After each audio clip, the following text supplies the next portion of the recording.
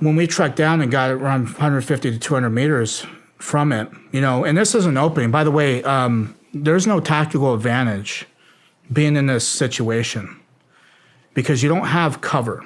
It's jungle. You have concealment, but this kind of concealment with vegetation is not bulletproof. Mm-hmm. So when we trekked up close, and we were attack column, so obviously you have points here, right, each Marine. So you have visuals of the sides. Somebody has point and somebody has the rear. And all of a sudden we're enveloped by this military force of, I still to this day don't know who they are. And how close did you get?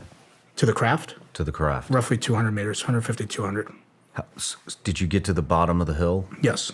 So you could see, so you saw the top of it, and then you could see underneath of it. And underneath of it had this platform that was on the ground that was separate from this craft hovering.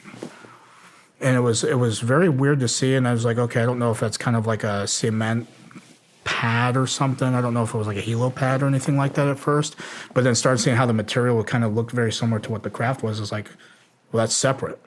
So you have something that's on the ground, stationary, and then you have something that's up top, and it's just rotating in a clockwise position.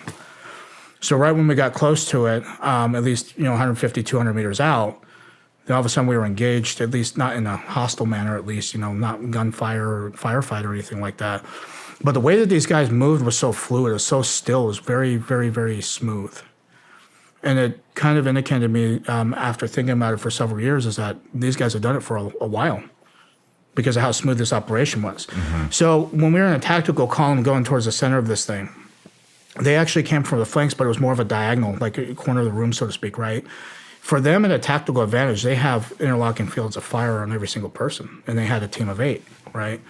And the gear that they had was black OTV vests. They had black camouflage utilities. So what you're saying is there would have been no they were professionals. Yes, there would have been yes. no Mexican standoff where if they fired, they're shooting into their other squad. They had perfect angles. Yes, they did. To where both sides could engage you. Yes. Team of 4, team of 4. So it was like a fire team element. Without worrying about a blue-on-blue situation.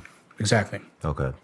So, with that being said, because as they approached us, you hear the safeties flip off. Now, your attention to detail, when you're seeing this kind of stuff, your senses are very heightened, so you can pick up. I know you being a combat veteran, you know all about that.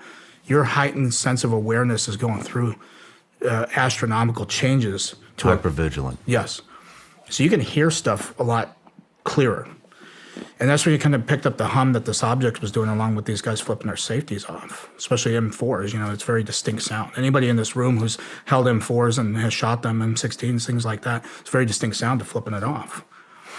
So we kind of knew, and they started yelling at us. They were like, you're not supposed to fucking be here. What the fuck are you guys doing here? Who the fuck are you with? So they knew they were using the kind of lingo that we were using too, especially in the military.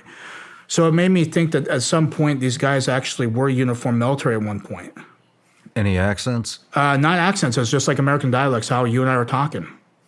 At one point they said they were going to smoke us. They could throw us out of a helicopter. It's very easy to get lost in the jungle out here. They kept saying stuff like that. So after they enveloped us, they all pretty much got in line. They told us to put our weapons, so we all got in line as well. And we had our hands up. We had our weapons slung. And they're having 2 guys watch while there's a guy basically taking our magazines out of our vest. And they're throwing them on the deck and they're kicking them away so we don't have time to react. They also, at the same time, the first thing they did was obviously take our weapon and clear it. But they took the magazine out and they actually held it in a way to where they could pull the charging handle and collect the round and have it not hit the deck. So the way that these guys operated was very smooth. It's very calculated, very precise. You could tell they've done this a lot, or they've rehearsed it a lot. Especially combat operations, you're doing terrain model rehearsals, you're doing rehearsals whether you're clearing rooms, trying to figure all that kind of stuff out. These guys kind of did the same thing, I'm assuming, because of how smooth it was. And because as well as I do, you have new guys that join a unit and they're not that fresh. They're very choppy because they have the basic understanding of either how to stack up and do room clearing. And the guys that have done it and been through combat deployments and all that, they're very kind of methodical, very smooth because they know what to expect. These new guys, it's not the same thing. You could tell these guys were seasoned. So as they did that, they actually, each Marine had 2 guys on them, plus one that was taking the stuff off of them. They actually knew where our military IDs were because in Marine Corps order, you have to have them in your left breast pocket. So there were 15 of these guys, 3 on each Marine. No. So they had other guys right here, and they had 3 that were just going through each Marine, Okay. while other people were holding each Marine at gunpoint. And they're not like super close to us range wise with because if you get a muzzle close, I mean it's easy to grab it and kind of fend off, especially with a rifle. But these guys were off at a standoff distance that even if you try to move, they could smoke you. One search team of 3 guys. Yes. And then the rest of the squad was aimed in Yes. on you. Okay. Yeah.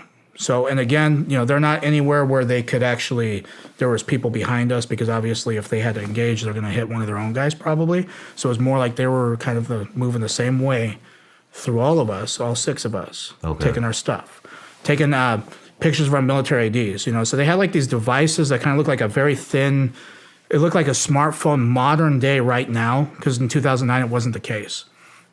I think the most high-tech thing they had at that time were maybe Blackberries, but they're bulky at that point with the ball, and then they had their flip phone razors and things like that. But these look like something you'd see today.